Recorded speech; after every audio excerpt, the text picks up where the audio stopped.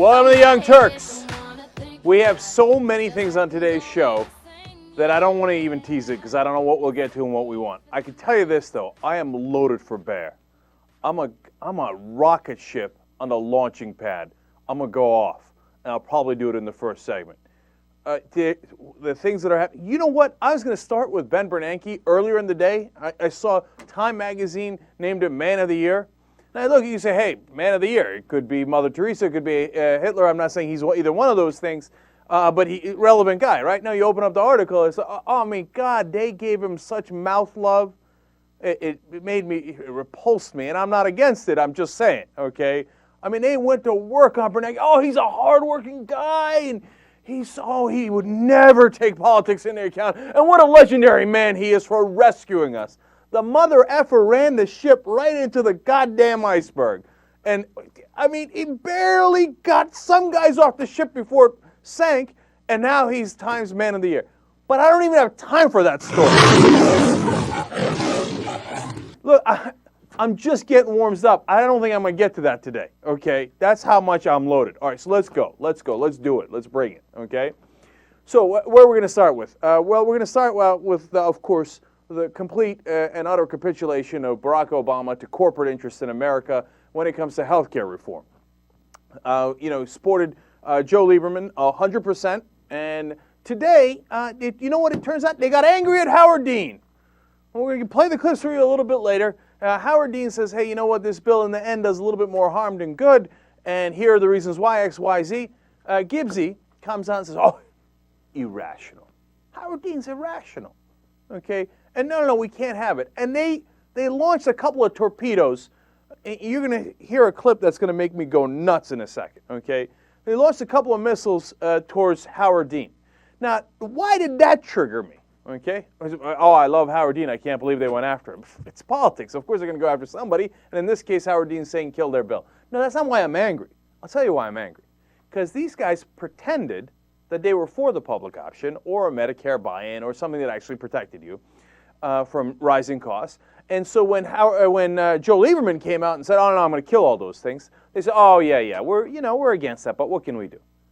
Did they launch any missiles towards Joe Lieberman? Did they come out and call Joe Lieberman irrational? Did they say any of those things about Joe Lieberman? No, not a word.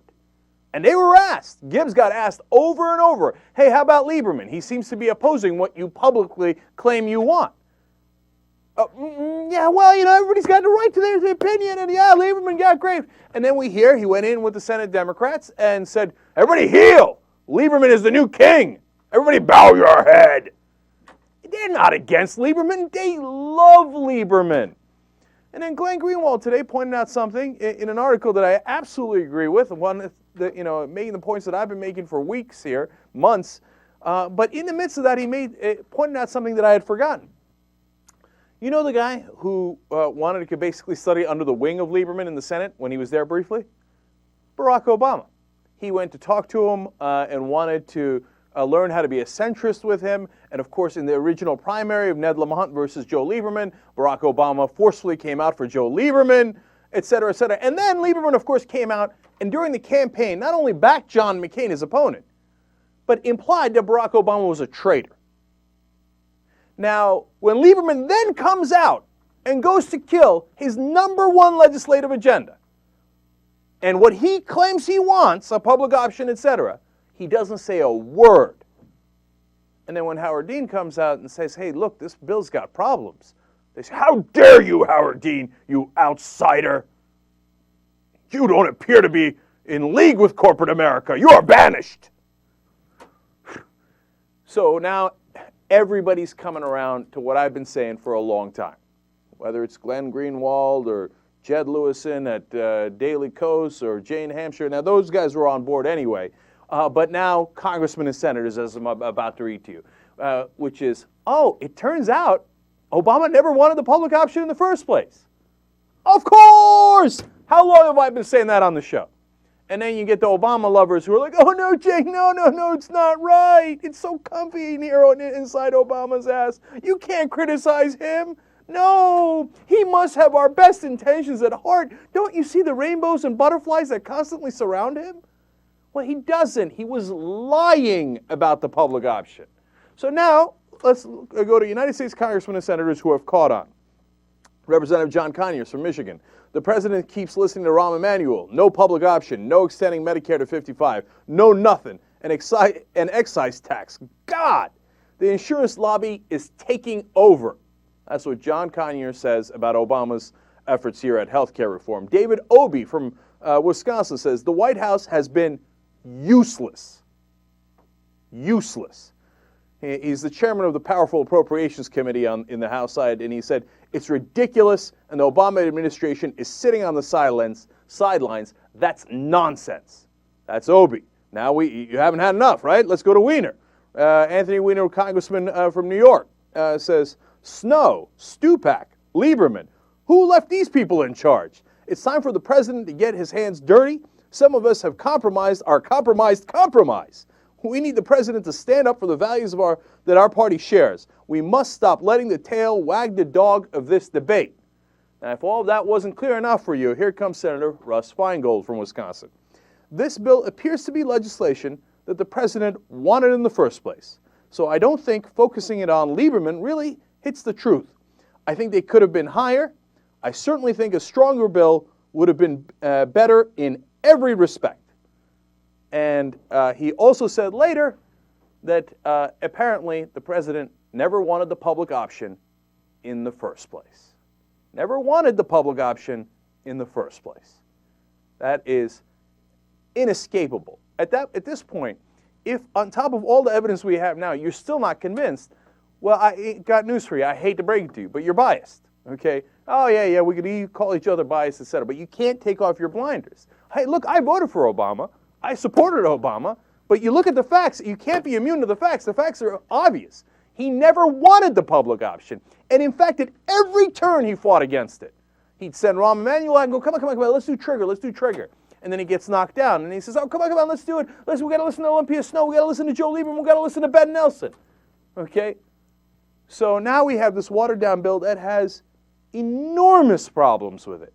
We're going to get to those problems in a second. But let's listen to Joe Lieberman pull an Ocho Cinco and gloat. I mean, he's doing end zone dances here, okay? Let's start with clip number 2 and get uglier. Let's go there first. If, as appears to be happening, the so-called public option government-run insurance program is out, and the Medicare buy-in, which I thought would jeopardize Medicare, cost taxpayers billions of dollars over the long haul, increase our deficit, is out, and there's no other attempts to bring things like that in, then I'm going to be in a position where I can say, I'm getting to that position where I can say what I've wanted to say all along, that I'm ready to vote for health care reform. Do you understand what he said there? He's like, well, now that they've done every single thing I commanded of them, I will consider. I'm getting in a position where I might vote for the bill. That's like after scoring a touchdown in a 50-0 game, and you come up to the other guys and you go like this with the football and you rub it in their face. Maybe I'll score another touchdown on you, or maybe I won't. It doesn't matter. Barack Obama does whatever I tell him. You want me to get harsher? Well, let's watch the next clip and let's see if I go there. All right. Clip number 2. Now here's where he's going to talk about, hey man, I'll tell you what, it went my way, it didn't go against me. Let's go.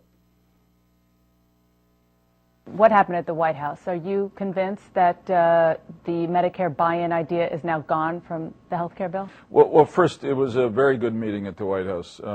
President I bet it was.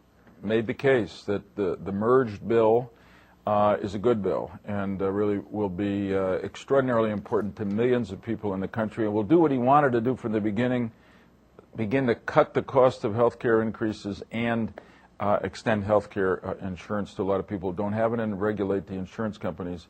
Did he specifically talk about this issue? The public option of the Medicare buy-in? The Medicare buy-in? He didn't really specifically dwell on it, but look, I took him to say, let's reach an agreement. Don't let a part of this deprive the American people from the whole of it, which will really be the kind of health care reform that people have tried to achieve for decades here in this country. And So I thought it was general, and then there were a lot of questions and answers. That could be a message to you to say, Senator Lieberman, Yeah. don't dwell on this Medicare buy-in issue. Oh. Perhaps you need to accept it and accept compromise. Yeah, I was hearing it in another way. I heard it in another way. But you know what? He's right. It's funny how Barack Obama never came down on any of the other senators, like the conservative senators, Lieberman, Nelson, etc. He always seemed to come down on the liberals. And that talk that Lieberman just explained to you, if you're still blinded by your Obama love and can't see straight, did you hear what he just said? He said that he came in and told everybody, all the Democratic senators, don't let small parts of this bill compromise the overall bill. In other words, screw the public option, screw Medicare buy-in. We're not going to do that stuff. We never wanted that stuff, okay? And Lieberman's interpretation is 100% right. That's what everybody's interpretation is, and it's out of the bill, okay? So, and there Lieberman is laughing again. Yeah, I don't think so. He didn't touch me. He wouldn't dare touch me. He's my bitch. Okay, you knew I couldn't hold it in it. At some point, I had to let it go. No. He made the other Democrats, the liberals, the progressives, the people who voted for, he made them heel. Okay, now, speaking of which, can Obama be tough? Because, we hear, oh, no, a poor Obama. He can't do it. He's just hamstrung. He's only got 60 senators. I mean, if he had 98 out of the 100 senators, maybe he could do something. But he's only got 60 senators. The poor man can't do anything. Now, it's funny because, as Glenn Greenwald pointed this out, I think Jane Hampshire did too, and they've been great fighters on this, and they've been bringing the facts on all this stuff. They said, hey, wait a minute now. How could Barack Obama be the genius chess master who's manipulating all the moves and we can't understand his genius? Well, so he's eventually somehow, poof, magically going to give us a public option and a Medicare buy-in, et cetera, et cetera. But it might happen 4 years or 7 years down the road because you can't understand his genius, right? How can he be that smart and that powerful? And at the same time, when you ask him, hey, can you help a brother out on this bill? He says, oh, I'm powerless. I got nothing. Oh, my God, I'm so weak. No, Lieberman pushes me around the block all the time. It's not my fault. It's Lieberman's fault. I had nothing to do with it. I'm just pathetically weak. No, I can't do a damn thing about it, right? So now, we know that's not true. Why do we know that's not true? Well, we've been telling you about this bill that Byron Dorgan came up with. It's an amendment, really, to the health care bill. And he said, look, it's very simple. Most of the senators are on the record as saying, including almost all the Democrats, as saying, hey, you know what? We should be able to allow import drugs from Canada. Over the next 10 years, that would save us nearly $100 billion. So that $100 billion is either going to stay in our pockets or it's going to go directly into the pockets of corporate interests in this country, the pharmaceutical companies that are overcharging us, okay? So what's it going to be? I mean, if you're an elected politician, how easy is this one? And they're already, most of them on the record, and he got Republicans to join, right? Slam dunk. And in fact, he went to go take the vote, and some people were like, why is Dorgan going to get a vote on this? And they're like, oh my God, he's got the votes. He's got more than 60, right? Well, just as they were going to vote, guess who stepped in? Barack Obama. And he came in and he told the Democratic senators, how dare you? I didn't authorize that deal. You don't get to make a deal like that. No, my friends at pharmaceutical companies want to keep that $100 billion in their pocket. So you are not to vote with Dorgan. And he got about 9 or 10 of them to switch. Now, how can he get 9 or 10 of them to switch on that issue, but he can't get 1 or 2 to switch on the public option? He came in and cracked skulls. And guess what happened? All of a sudden, the filibuster of Dorgan's amendment prevailed. By the way, he would have won in a simple majority, 51-48. Why is Barack Obama supporting the filibuster of an amendment that would save us $100 billion and instead hands out money over to the drug industry? Because he's Barack Obama Incorporated. I call the Republicans a wholly owned subsidiary of corporate America. Well, Barack Obama is not far behind on every issue, whether it's every issue within the health care reform, whether it's all the financial reforms with their giant loopholes. They did a regulation of derivatives. One, they didn't ban any of the derivatives, which is ridiculous. Number two, they didn't even regulate any of the derivatives. Number three, they just wanted to note them for the record. Hey, you're making derivatives. Can you write them down? And you know what happened? Obama's Treasury Department put 2 gigantic loopholes in there so that 90% of derivatives now will not be reported at all. Now, why did he do that? Because he loves corporate America. This is the change we can believe in? Please, spare me. This is junk. This is garbage, okay? So, I mean, look, I can go on in every case where he comes out on the side of corporate America, and then when you say, hey, what happened? I thought you were going to do reform. He says, oh, what can I do? Look at, Lieberman twisted my arm. Oh, no, I couldn't do anything. No, boo-hoo, boo-hoo, I'm so weak. My ass, you're weak. Look at what you just did to the Dorgan's Amendment. Filibustered it. It's ridiculous. Okay, so now Lieberman is going to continue his little gloating tour, and he's talking to Dana Bash here. He's going to rub it in a little bit more here with how he might run in 2012. Let's go to clip number 4. You know very well about the dynamic going on right now, and that in 9 years you've gone from the Democratic vice presidential candidate to, let's face it, one of the most despised people among many Democrats. Among many Democrats. Well, and how does that sit with you? I don't enjoy the personal vendetta. I certainly don't enjoy people attacking my wife, which is outrageous. No, so outrageous. But you know, I've been at this a long time, and in the end, if you try to please everybody, you will do nothing. In this very polarized time in our politics, if you take a stand, a bunch of people will think you've done something great, and a bunch of people will think you've done something awful. You've got to decide. I've got to decide that I've done the best I could to do what's right and best for my country and my state, and that's what I feel I'm doing on health care reform. You talk to a lot of Democrats, and there is a fundamental feeling among many of them that you have animus towards the president, that you have animus towards your former party, and that they say that this is all about Joe Lieberman. Well, that's just poppycock. I mean, this is all about what I think healthcare reform should be. The president and I have a very good, mutually respectful relationship. That's true. If I had any sense of vendetta against the Democratic Party, I wouldn't be in the Democratic caucus. Any chance Joe Lieberman would run as a Republican?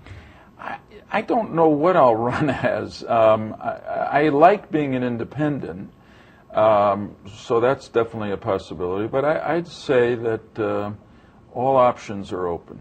Really? Yeah. It's unlikely that I would run as a Republican, but I wouldn't foreclose any possibility. I think the more likely thing is that I'd run as an independent, because that's what I am. Yeah, you know, you can't really please everybody, so I decided in my infinite wisdom that I'm just going to please corporate America. And you know what? They're the ones that pay the bills, so that's working out pretty well for me. Oh, animus with President Obama? Well, I have none. No, he's my bitch, and so we get along great. Whatever I tell him to do, he does. So why would I have any animus towards him? I run the Democratic Party now. Oh, and if that wasn't enough, here, I'll rub this in your face. I might run as a Republican. And even if I was a Republican, I'd still run the Democratic Party because I got Barack Obama in my back pocket. Well, all right, Obama, you like taking that. You keep on taking Lieberman's poppycock. See how that works out for you. Young Turks.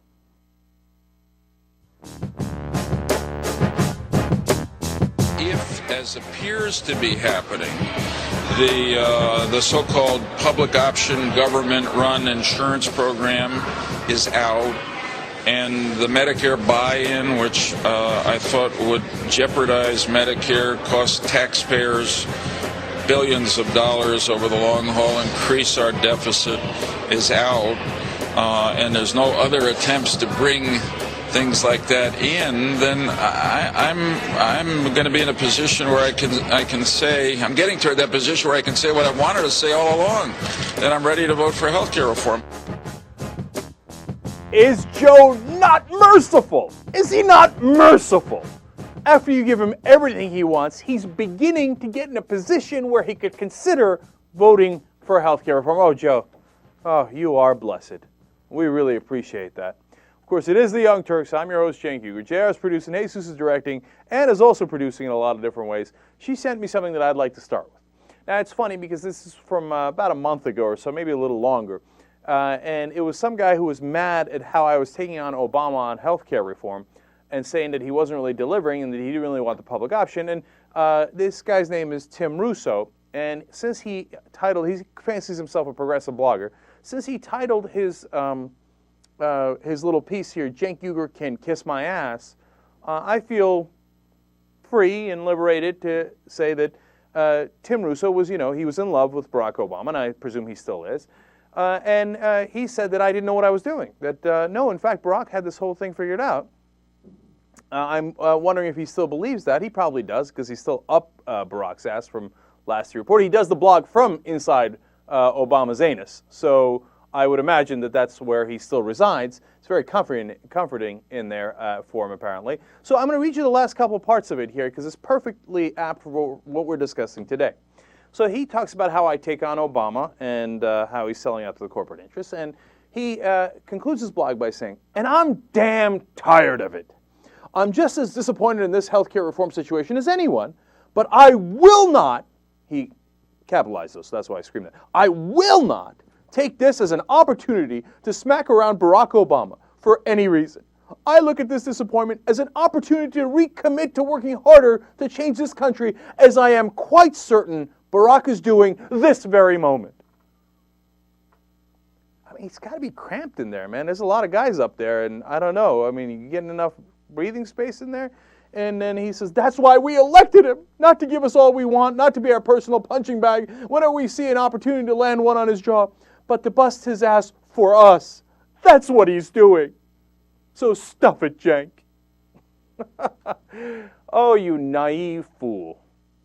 You thought he was, like, the Republicans said this during the campaign, oh, do you think he's going to be your savior? And we were like, no, nobody thinks he's going to be our savior. We're hoping that it's a little better than Bush and McCain, and hopefully a lot better. That was our hope, right? And now, of course, is it better? Yes, I don't want anybody to lose track of that. I mean, Bush was torturing people, and we're at least not torturing people anymore. So has there been improvement? Yes. Is it, damning with faint praise? A little. But I didn't think anybody actually thought he was going to be the savior, and that every single thing he did was for our benefit. God, he loves us so much, and if we don't understand his mercy and his will, it's our fault. Obama works in mysterious ways. But apparently, some people on the left, including Mr. Russo, do believe that. Well, Tim, you still haven't gotten disabused of that? Feingold saying today that President Obama has not been for the public option from the beginning. That didn't do it for you. All those Congressman Conyers, Congressman Obey, Congressman Weiner all saying that the White House has been useless and going in the wrong direction. That didn't do it for you. All these cave-ins to Joe Lieberman, did that do it for you? No, apparently not. All right. So now, look, let's not pretend that there isn't a good side. One of the things that annoys me about American politics is that, especially on television, there's everything's black and white. You're either for something or against something, and if you're for something, you agree with it 100%, and if you're against something, then you agree with it 0%. Now, that's not the reality of this situation. In this health care bill, although I am livid about what happened with the public option and the Medicare buy-in, et cetera, I understand that there are some good sides to it, and there are a lot of smart people in the country making good arguments for it, including Jonathan Alter, a very passionate defense. He's done several times on this show, obviously writes in Newsweek on it. Hopefully he's going to come back on and do it again, because he's very emotional about the fact that we're close to getting this universal coverage that we've been looking forward to for 70 years. And then Nate Silver, one of the most respected pollsters in the country, very smart guy, also happens to be progressive, saying that we'd have to be absolutely crazy not to want this bill. So now, what is their argument? Their argument is, look, yeah, I know we don't get the public option, and that has trouble with cost containment, et cetera. But look, you are getting massive subsidies here for people to get coverage that they didn't have before. That's what Nate Silver's argument is, and that a lot of that is coming from wealthier Americans. So if you're a liberal, you should actually really like this bill. And he doesn't understand it because he thinks being in favor of the public option is arguably a conservative position. It reduces the deficit. It's more about fiscal responsibility. So he's like, why are liberals losing any sleep over it? Well, because we're not mindlessly liberal. We're not like, oh my God, yeah, give it to the poor, give it to the poor, woo, woo, woo, woo, woo. Okay, that's not our main objective. Our main objective is to fix the system. And so are we worried about costs going out of control? Of course we are, because we're reasonable, smart Americans. Now, look, Nate makes good points, and you should read his blog on it, and he explains where the subsidies go and how much an average family has to pay, et cetera, right? And so there is a good case to be made for that side. But overall, it appears to me now on the balance, and this is not written in stone, and I'm not pounding the gavel, as I said yesterday, okay? But it seems to me that there are more downsides to this bill at this point than upsides. Now, why? Because the one thing that they say they hang their hat on, the people still defending this health care reform bill, is, hey, look, at least we finally get universal coverage. Now, that's not exactly true. You cover about 30 million Americans more. Some estimates are between 45 and 50 million Americans need to get covered, so you still leave out some people. But I get that nothing's going to be perfect. I'm not going to say no unless every single American is covered. No, calm down. All right, so you do a pretty good job of covering most people, right? But what does that mean? They say, oh, we gave you universal coverage. But wait a minute, there's a mandate. So I have to buy the insurance. So what did you give me? You didn't give me anything. You made me buy insurance. So now we go to my famous diner analogy. I was trying to explain this to friends at the diner I was at this morning, and hence the diner analogy. I know you've been on pins and needles waiting for this. All right, so it's like I walk into the diner, and I say, hey, everybody, congratulations! You all now have life insurance. They're like, oh, fantastic. Some of us didn't have life insurance. That's great. Oh, what a great guy this guy is. Then I say, all right, now pay for it. What? Wait a minute. I mean, if they didn't have life insurance before, it's because they didn't want life insurance. What do you mean you gave me life insurance? You're making me pay for it. I said, don't worry. I got some subsidies. So who's the richest guys in here? You and you? Okay, you're going to subsidize some of the bus boys in here and then some of the guys who are not as rich.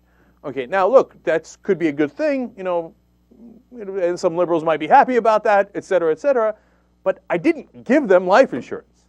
They paid for it.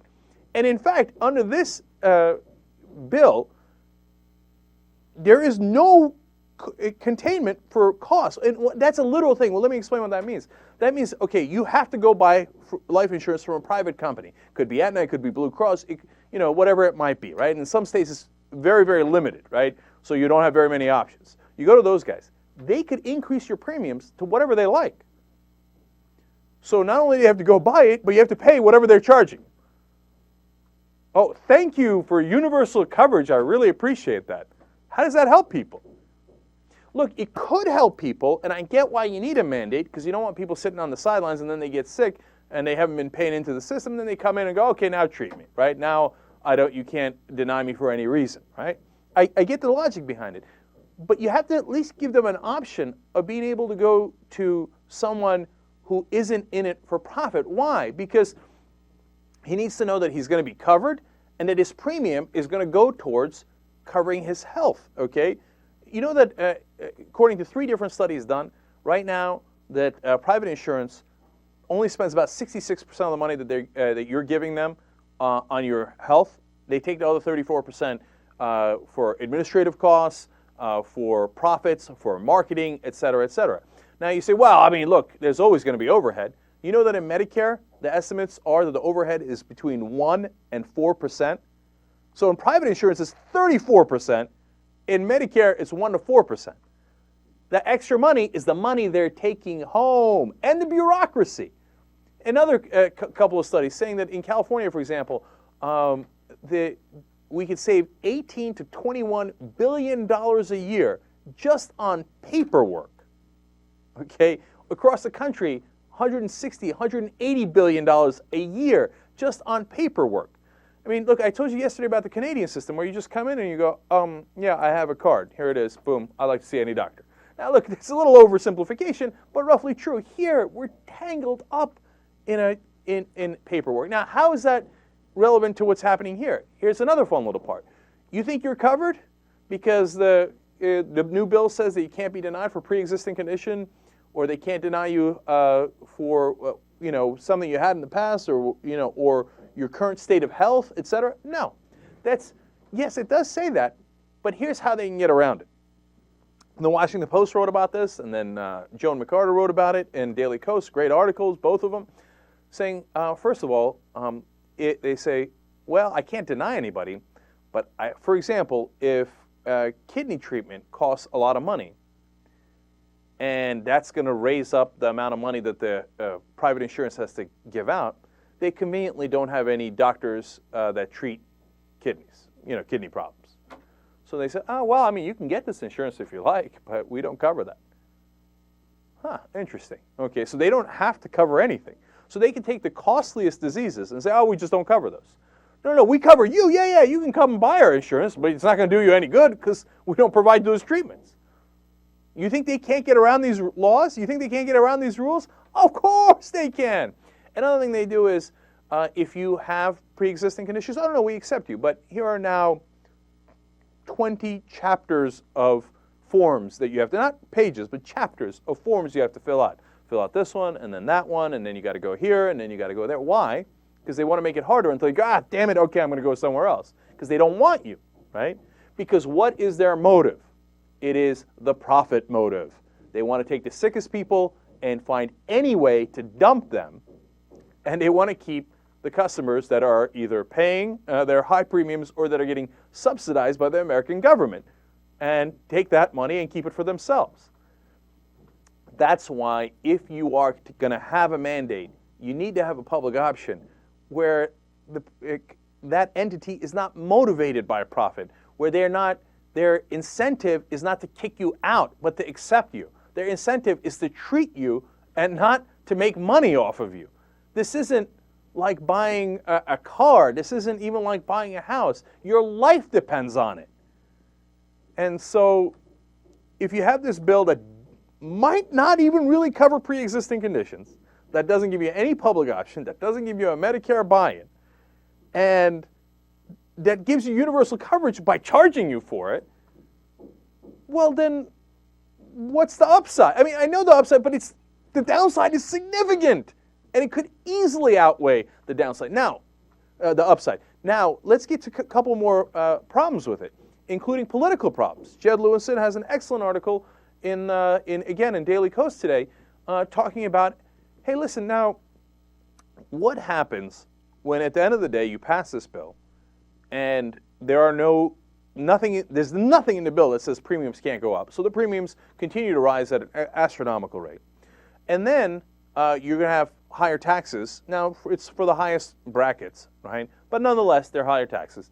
And it's contained for now, right, into the highest brackets, but will it always be contained into the highest brackets, to pay for the subsidies that go to the private insurance companies to cover the extra 30 million people. So the federal government's budget is increasing, the deficit might be increasing, your premiums are increasing, and most people didn't get those subsidies, and they turn around and say, what the hell? What happened in this health care bill? And then some of the benefits don't even start till 2014. A lot of the benefits don't start till 2014. Then meanwhile, the Republicans attack and attack and attack. And they say, you see that? All health care reform did was raise your premiums. We told you the government was going to screw this up. Why'd you listen to them?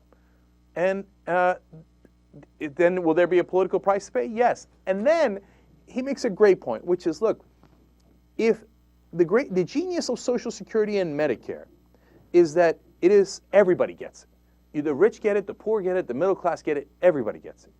If this has turned, basically, the main benefit of this bill has turned into a subsidy for the poor and some, lower middle class Americans, right? There is obviously great benefit to that, but there is a political downside to that. Because then, as the Republicans do with welfare for so long, they just run against it every year. And until one year, they take it down. It becomes a political football.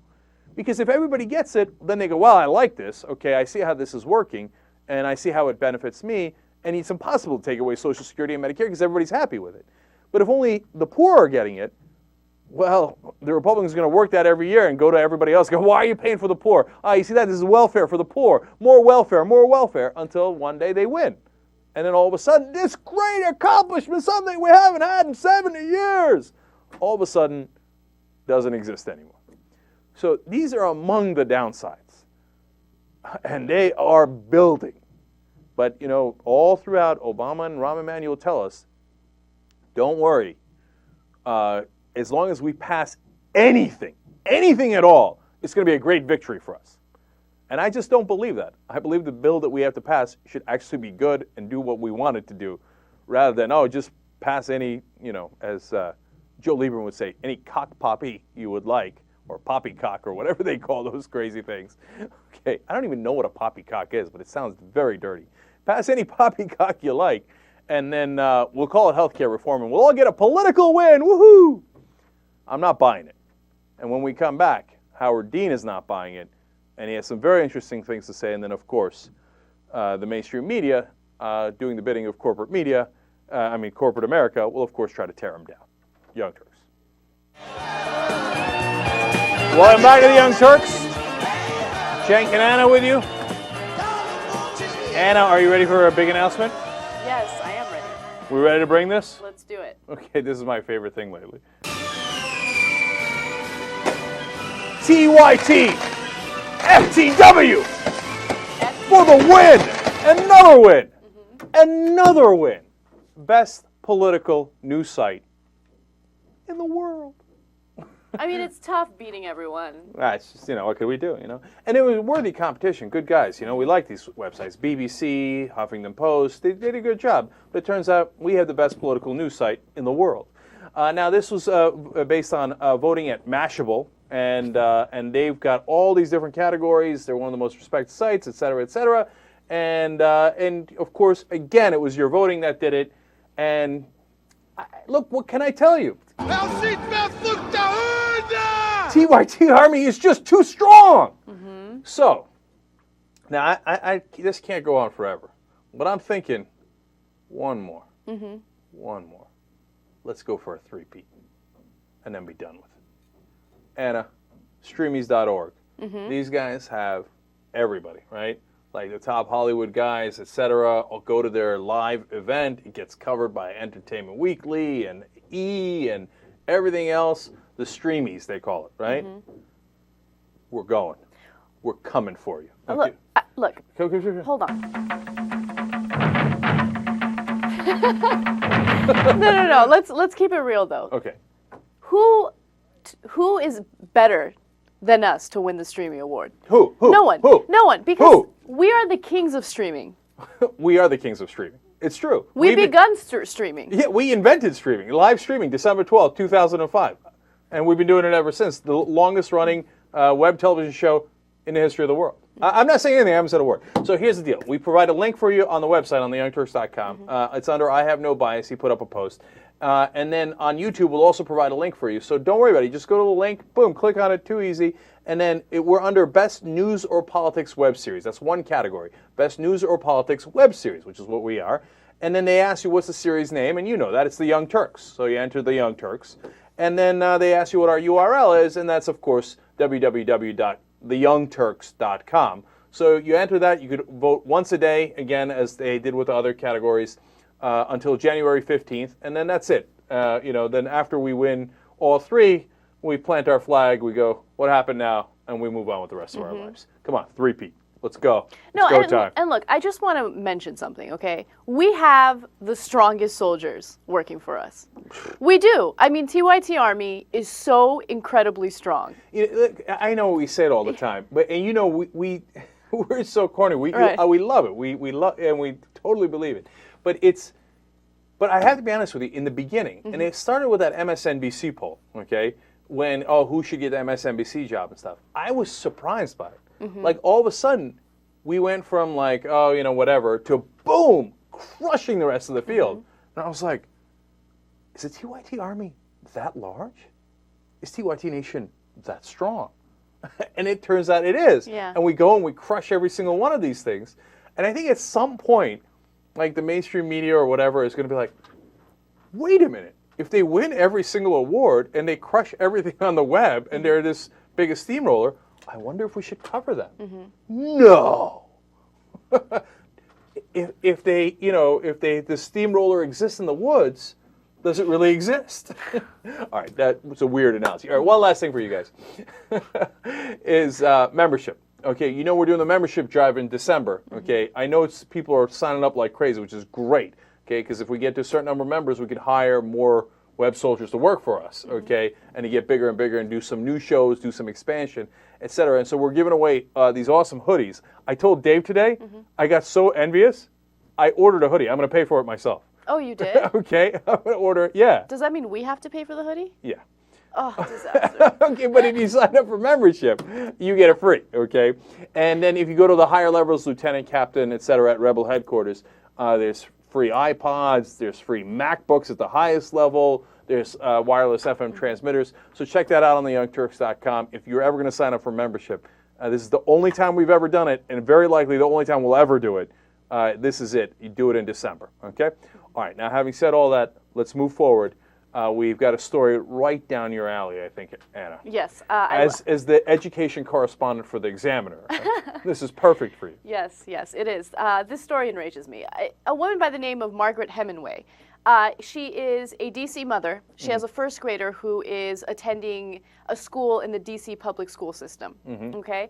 Now, apparently, this first grader's teacher announced to the class that she is going to get married soon, and she is going to get married to another woman. All right? When this little girl told her father what her teacher had said, the parents flipped out. They feel that this teacher has stolen their daughter's innocence. So what they're planning on doing is, actually, they've already filed a complaint against this teacher over the child's sense of innocence. Okay, we have lost innocence. Innocence has evaporated, and there needs to be hell to pay for this. Now, look, seriously though, I'm a little bit split on this one. Okay, I get it. The teacher is, wants to share her life, etc. And even I remember all my teachers. Not all, but a lot of my teachers would talk about their private lives, not in great detail, but every once in a while, oh, Mr. Popowski got married, hey, right? And now she happened to marry a woman, so what are you going to do, tell her not to hush up about it? But at the same time, honestly, Anna, I see the family's concern. Because remember, what the right-wing and the religious folks, the right-wing religious folks in this country think is, they're going to bring it in the schools, and they flip out over that, right? So now you're introducing this to a first grader. Would I fire the woman over it, the teacher? Oh, no way, no way. But would I say, if I'm the principal, would I say, hey, you know what? Maybe that's not that great a topic to discuss with your first graders. Yeah, I'd probably go in that direction. Do you see what I'm saying? I do see what you're saying. Look, I thought that I might be split on this story too, right? Because I thought, oh yeah, they shouldn't bring discussion about gay marriage into schools. It's not right. But then I thought, why is it not right? Why is it okay for a heterosexual teacher to talk about her plans on getting married, but it's not okay for a lesbian teacher to say the same thing? Of course I agree with you, and that as a general point, that's I'm 100% on board with that. But the problem is that we do have to respect everybody's differing views. Okay, I'm gonna get a little President Obama on you on this one. Okay, we do have to reach out the right way. No, because look, I know to me it seems like you're telling me, oh well, if an elf and a dwarf get married in Middle Earth, that's totally unacceptable. And so if you mention that in first grade, people's heads explode, right? I'm like, why? What difference if an elf and a dwarf get married as opposed to, or is it elvins? I don't know. Okay, as opposed to the trees marrying whatever is happening in Lord of the Rings. It's all mumbo jumbo to me. I don't know why they get upset by it, okay? But at the same time, I understand that my view is not the only view. And I understand that there's a lot of parents who have very deeply held views, and we have to accommodate them. We have to accommodate everybody. Now, I mean, there's bounds of reason on how much you accommodate people. Of course, I understand that. But I think it's within the bounds of reason to say, let's not have this discussion in a first grade class. But what put it over the top? I'm sorry, go ahead. Okay, no, you're right. Maybe first grade is way too young to have a discussion like this, right? But I really think that it's dumb when parents try to keep the truth away from their kids. There are homosexuals in the world, okay? Hopefully, our country is going to progress to the point where homosexuals will be allowed to get married all throughout the country, right?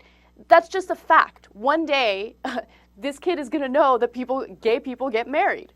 Gay people have sex. There are gay people in the world. Why are people so scared to share that information with their kids?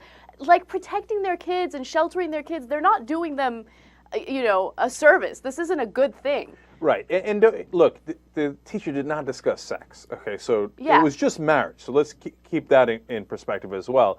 So I understand what you're saying. And then, but she did take it to another level, Anna, that I had definitely drew the line with, and she definitely should not have done. So let's tell people that stuff. Okay, so look, other than mentioning that she's going to get married to another woman, she read a book to the children. And this is something that I also had a problem with. Now, the book is called Uncle Bobby's Wedding, and it has to do with two gay guinea pigs that get married. All right? They're two male gay guinea pigs. And the issue with that is, by reading this book, you're basically pushing a political agenda on these kids, and that's not cool. Saying, hey, I'm going to get married to another woman, that's one thing. That's your life. Who cares, right? You're not really pressuring the kids into believing anything, and you're not trying to force a political agenda on them. But reading this book, it's obviously, you know, exposing them to your political views, and that's not cool. Right. Now, we agree with your political views, but it's still not cool, Yeah. okay? And because then they could read the book on, you know, two guinea pigs who hated the gay guinea pigs, right? I mean, you can go the opposite direction. Look, if you're going to read the guinea pig book, and I'm amused by this whole thing, in high school, and you get authorization from the school board, et cetera, then I'm in, okay? In high school, for older kids, and you cleared it with people, and everybody's cool with it. But you don't just get to decide on an obvious, something you know is a political sore spot for a lot of people, that you just go in and read a book about that to your first graders. Yeah. So, and that's where I would pull the teacher in. And look, don't get me wrong, the parents saying, oh my God, the child has lost all innocence. Okay, they're over the top, right? But do they have a legitimate beef? They do, right? And so if I was a principal with the teacher, that would be a disciplinary issue. Because, I mean, she's not naive enough to not know that that could cause, that's not, that some parents might not be happy about that and that's not authorized. Right. So What do you think the discipline should be? I can't have you reading books that the parents are going to flip out over if it's the school board hasn't decided and the community isn't in favor of for kids that are too young, right? So because then the other person can come in and read a book about how if you do an abortion, you will spend your life in hell. No, that's not appropriate for first graders, and a lot of people think that's not appropriate. So it's a long setup too. That could warrant a suspension in my book. Okay. A suspension? Yeah, and say, hey, look, this is a very serious issue. I can't have you doing this. You suspend for a week, 2 weeks, I don't know what it is, maybe without pay. And if you do it again, then we're going to have an issue where you're being insubordinate, right? I wouldn't necessarily go in that direction for saying, hey, I got married, right? But for the book, that's a bit much. Yeah, I don't know. I don't think I would suspend her. I think I'd give her a little slap on the wrist. Tell her, just don't do that again, dude. It's not cool. No, look, I want to agree with you. Right. But you got to, for me, I got to remain intellectually consistent for my views and say, no, I think that merits something worse. I think when I'm reading about this story, I think about what I would do if I was in the parent situation, right? If I had a child. And growing up as someone who is extremely sheltered, I know that it's a really bad thing to keep facts and information away from your kids in the name of innocence, right? So I know that, you know, if my daughter came to me and said, hey, my teacher said she's going to marry another woman, I'm going to be like, yeah, well, there's this thing called lesbianism, and I'm going to explain it to you, and sometimes it happens. That's it. It's over. No, I hear you, but all right, last thing on this is that, look, there are some things that are age inappropriate, because let's assume the teacher was Rodell, okay, and Rodell comes and says, hey, I fell in love with a horse, okay, and you know the old Rodell story, right? And so I went to work on the horse, right? I say, hey, balance the reason. Now, I know there's going to come a time when my kids are going to realize that there are horse lovers in the world, okay? It's going to happen. Right. But I don't want it to be in first grade, and that's probably a reasonable request. Right, but there's a huge difference between horse fuckers and... No, and I don't want anybody confusing me for saying that. I know that, I'm not Rick Santorum, okay? Of course, there's an enormous difference. I just use it as an extreme example for obviously there's somewhere where you can, cross the line of age inappropriate, and I understand other people's views that this is where they think it crosses the line. JR. I really hate to drag this out further, but just one thing. It's just, if they do come and say that to you, you have to explain it to them. The reason it's hard to explain to a first grader is because they're going to keep asking questions. Questions that you probably can't even answer. It's like, so why isn't Dad then? Or what about you? Or what about John down the street? What about the neighbor? And you're like, really, I don't know. And then they want to know everything then at that point. There's the why thing. Jesus was just mentioning, well, why? Okay, well, why? Okay, well, why? And then it's because they don't have the full grasp yet, and they're going to be confused then. Okay, let me say two more things about this. Not about this, but it related to what Jared just said. One, the why thing. I always thought that was great when kids did that, because they're intellectually curious, right? And I love that, right? In their own way, right? So when my nephew started doing it, because almost all kids do it at some point, I was like, oh, that's really cool. So I was like, I always get, would be annoyed at parents who were frustrated by that because I said so, right? So, or whatever it might be. So I started explaining to them why, right? And so they said, "Why is this?" I explained it. Why is this sky blue? I tried to explain that. Why? And it went about 12 deep before I was like, "Okay, I give up." Okay, because I said so. All right. I was like, man, these kids are never gonna let up. It's like, hey, you know what? Let's handle like 5 questions a day. Okay, let's do some sort of quota here. So it's not that easy. It's just a random story. And the second random story is actually related to what you said, because in the Turkish community, you're not supposed to tell kids certain things, right? I know, yeah. Yeah, like when someone dies, they didn't die at all. They just went on a really, really long vacation. Okay, so, and it would drive me crazy because I'm like, not just when I was a kid, like when I'm 13, 14, I'm like, I get it, he died, right? Can we just say it and move on, right? I'm like, all right, I loved him too. I mean, let's get, okay. And they wouldn't tell you for like months. And then finally they'd sit down and they'd be like, okay, Uncle Ahmed, he went to a different place. Okay, and you're like, I know. I knew that 3 months ago, please. Or if somebody went to the doctor, oh, nobody ever knows that. Kids can't know anything. Okay, even if it was for a checkup, the kids will find out. So, all right, anyway, everybody calm down is my point. So let's come right back. We got a lot of great stories. Oh my God, we have the best story of the day. What? The thing that tracks where you do the thing. Oh, yeah. Oh, you got to see this one. Okay, that wasn't a good tease. That didn't No. The thing that tracks where you do things. Believe me, you want to see. Young Turks.